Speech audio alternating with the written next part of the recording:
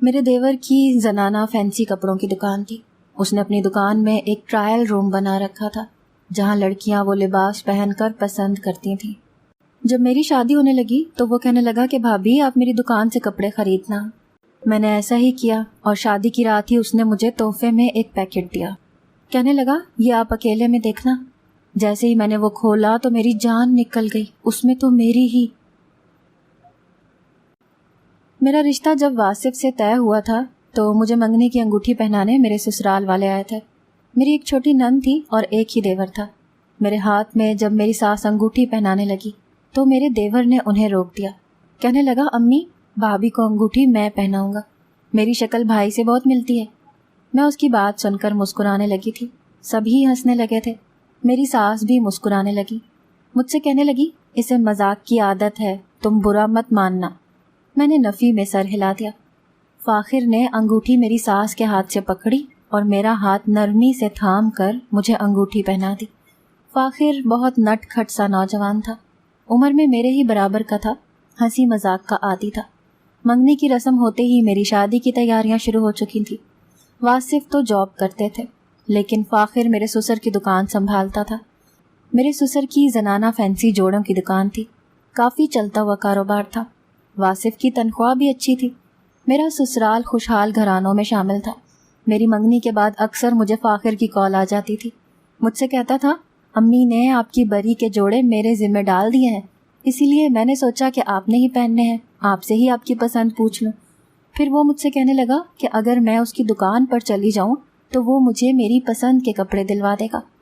ہر لڑکی کی طرح میری بھی یہی خواہش تھی کہ شاپنگ من پسند ہو، اسی لیے میں نے حامی بھر لی۔ کہنے لگا کہ وہ مجھے خود گاڑی پر لینے آئے گا۔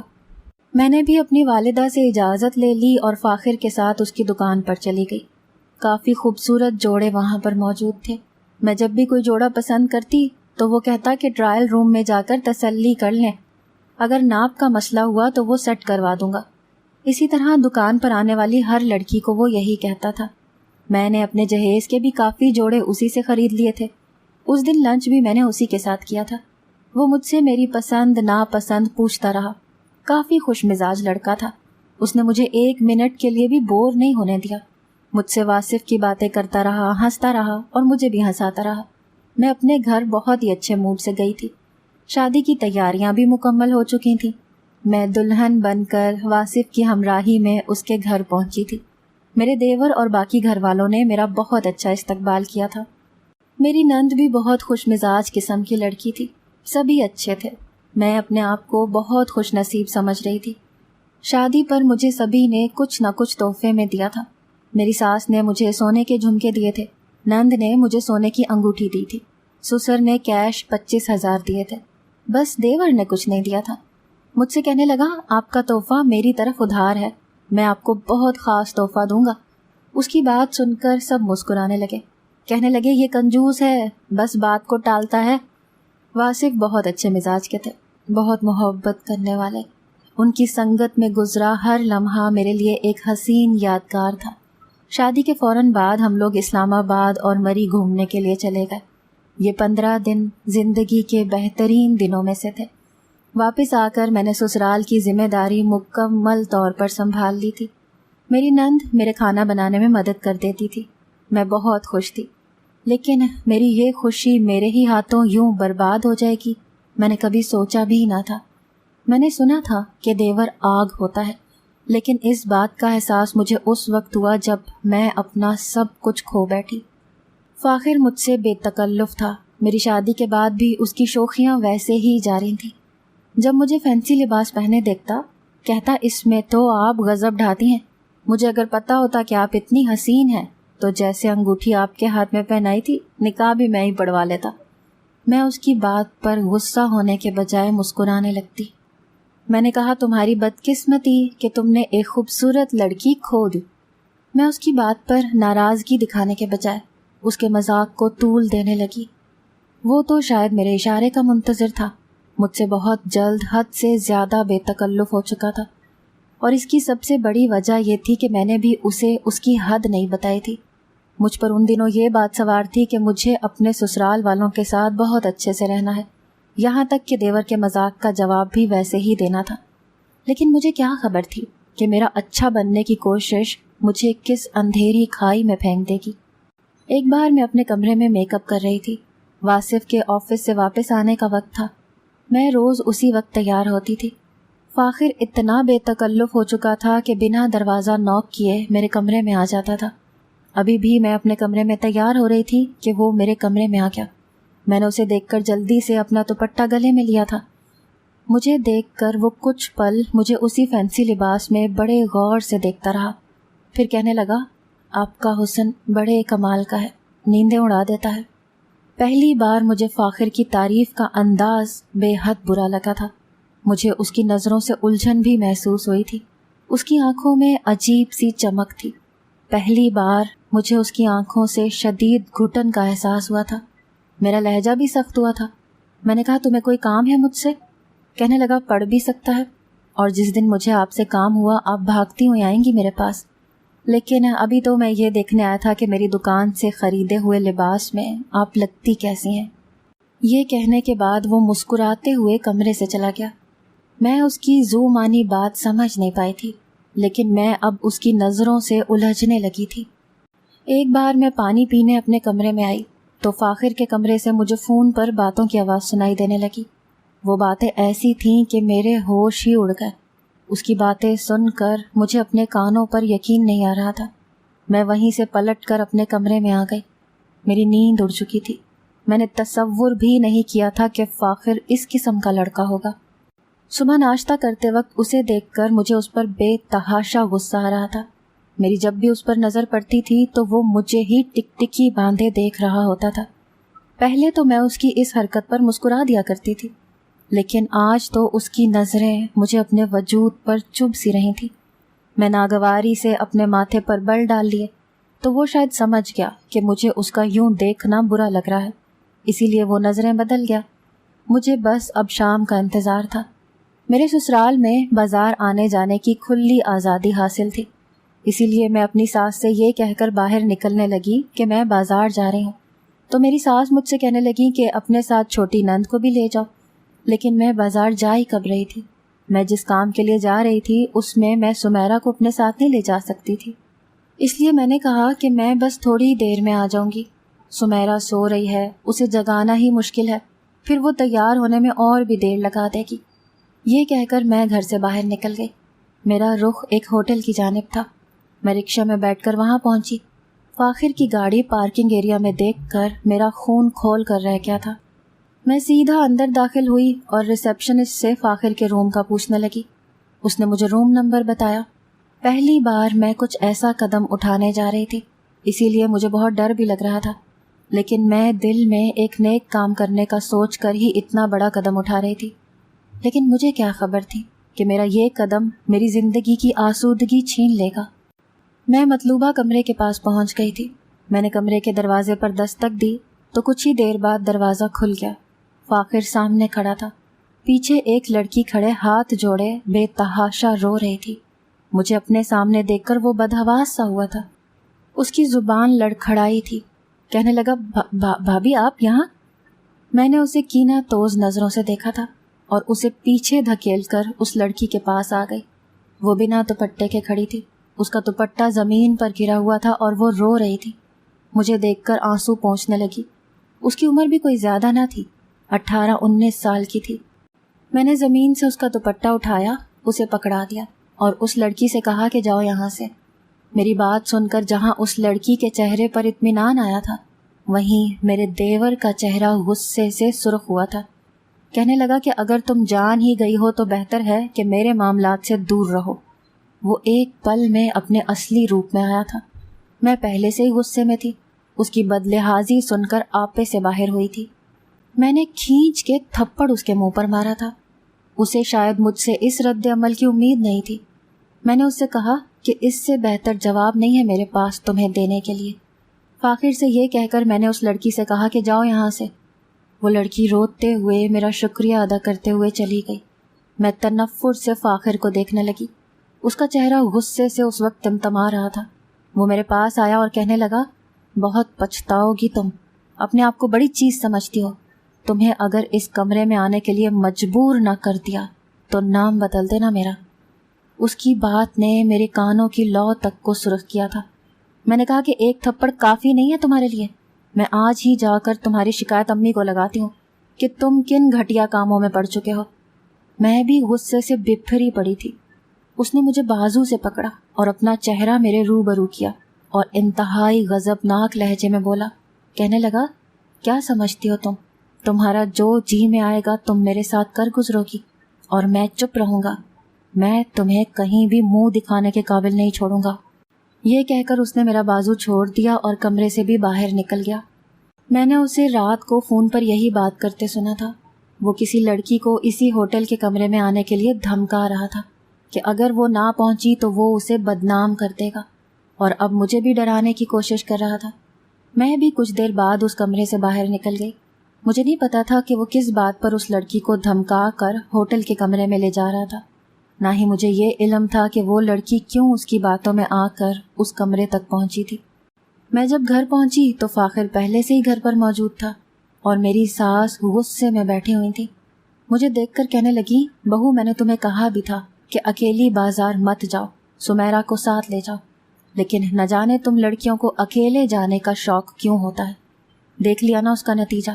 شکر کرو کہ بازار میں تمہیں فاخر نے دیکھ لیا اور تمہاری مدد کو آ پہنچا، ورنہ وہ لڑکے تو تمہیں کہیں کا نہ چھوڑتے۔ میں اپنی ساس کی بات سن کر حیران تھی۔ میری نظر فاخر پر پڑی تو وہ کمینگی سی مسکراہٹ لیے مجھے دیکھ رہا تھا۔ کہنے لگا، ایسے لباس پہن کر یوں ہونٹوں پر لپسٹک لگا کر بازار جائیں گی تو لڑکوں نے چھیڑ چھاڑ تو کرنی ہے۔ وہ تو میں وقت پر پہنچ گیا، وہ مجھے دیکھ کر بھاگ گئے۔ فاخر نے نہ جانے کیا جھوٹ بولا تھا میری ساس سے کہ وہ مجھی پر برہم ہونے لگی۔ کہنے لگی، خبردار جو آج کے بعد تم اکیلی بازار گئی تو۔ میں کچھ نہیں بولی، چپ سی ہو گئی۔ میں اپنے کمرے میں آ گئی۔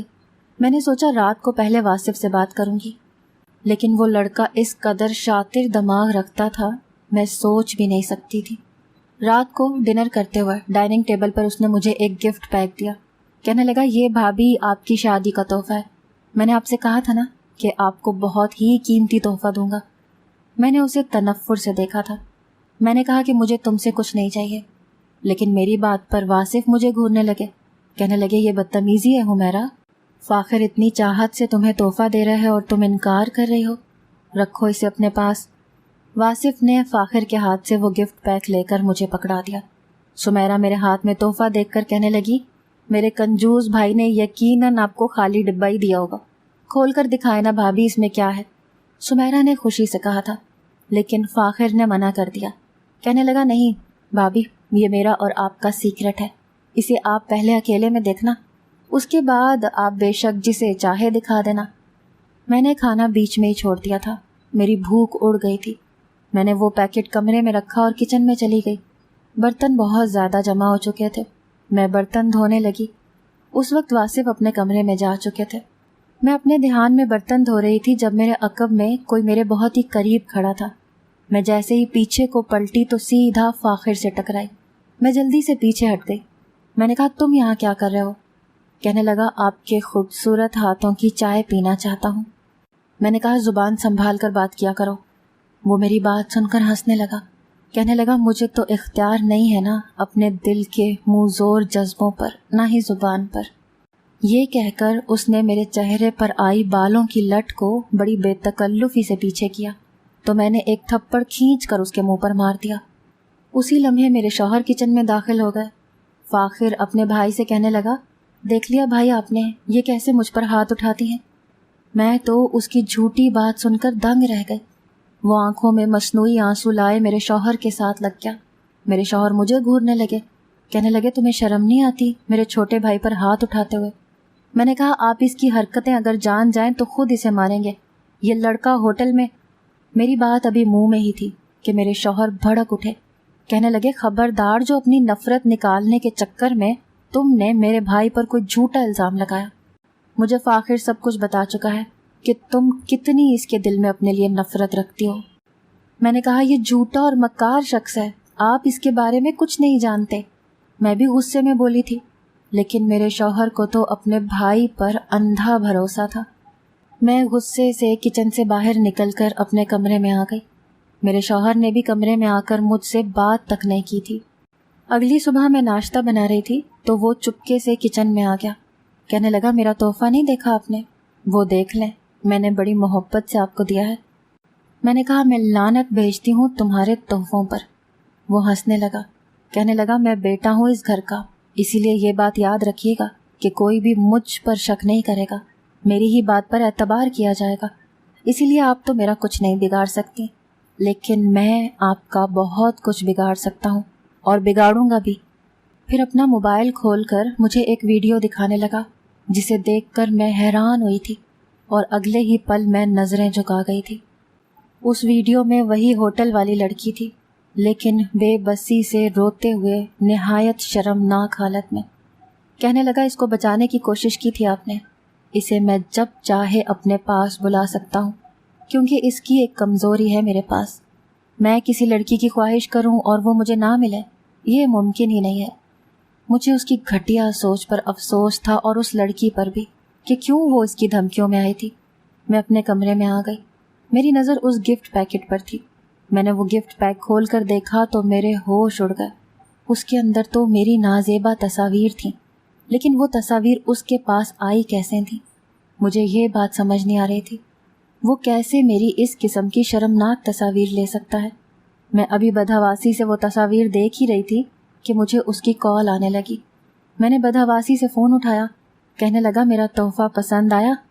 میں نے کہا اپنی بکواس بند کرو، تم کس قدر گھٹیا انسان ہو. کہنے لگا کہ اگر تم یہ چاہتی ہو کہ میں یہ تصاویر واصف بھائی کو نہ بھیجوں اور انہیں تمہارے خلاف نہ کروں تو آج شام اسی ہوٹل کے کمرے میں آ جانا. میں نے یہ سن کر فون بند کر دیا. میں حد درجہ پریشان تھی کہ کیسے وہ یہ تصاویر حاصل کر سکتا ہے. میرا شوہر تو اپنے بھائی پر ہی بھروسہ کرے گا. میں اپنے شوہر کو دیکھ چکی تھی. میں بے حد پریشان تھی. میں جانتی تھی کہ اگر یہ تصاویر میرے شوہر نے دیکھ لیں تو وہ مجھے طلاق دینے میں 1 منٹ نہیں لگائے گا، میرا گھر برباد ہو جائے گا. میں بے حد پریشان تھی کہ کیا کروں اور کیا نہ کروں. اس ہوٹل میں جانے کا مقصد میں اچھی طرح جانتی تھی کہ کیا ہے. میرا سر بری طرح سے چکرا رہا تھا. میرے موبائل پر میسج کی ٹیون بجی. جیسے ہی میں نے میسج دیکھا میرے ہوش اڑ گئے. وہ کہنے لگا کہ آج تم 5 بجے تک ہوٹل کے اسی کمرے میں نہ پہنچی تو 6 بجے تمہاری تصاویر بھائی کے موبائل میں ہوں گی. میں یہ میسج پڑھ کر رونے لگی. وہ جو چاہتا تھا میں وہ نہیں کر سکتی تھی. ایک طرف میرا گھر تھا اور دوسری طرف میری عزت جسے میں کبھی بھی گناہوں کی نظر نہیں کر سکتی تھی. فاخر کے پاس جانے کا مطلب تھا کہ اپنا دروازہ اس گناہ کے لیے اس پر کھول دینا. میں اس وقت دوہری اذیت میں مبتلا تھی. دوپہر کے 3:30 بجے میں اپنے کمرے کا چکر کاٹتی رہی. کبھی یہ سوچتی کہ ایک بار چلی جاتی ہوں میرا گھر بچ جائے گا، لیکن پھر یہ سوچتی کہ زنا بہت بڑا گناہ ہے. ہمارے نبی کے زمانے میں اس گناہ کی سزا سنگساری تھی. میں کیسے اس گناہ کے ساتھ زندگی گزار سکتی ہوں؟ میں فیصلہ کر چکی تھی. میں فاخر کے پاس نہیں گئی تھی اور جب میرے شوہر گھر آئے تو ان کی آنکھیں غصے سے سرخ تھی. کہنے لگے تم ایک بد چلن اور گھٹیا عورت ہو، سب کے سامنے میرے بھائی سے لڑتی ہو اور ویسے اسے اپنی نازیبا تصاویر بھیجتی ہو. دفع ہو جاؤ میرے گھر سے، مجھے تم سے گھن آنے لگی ہے.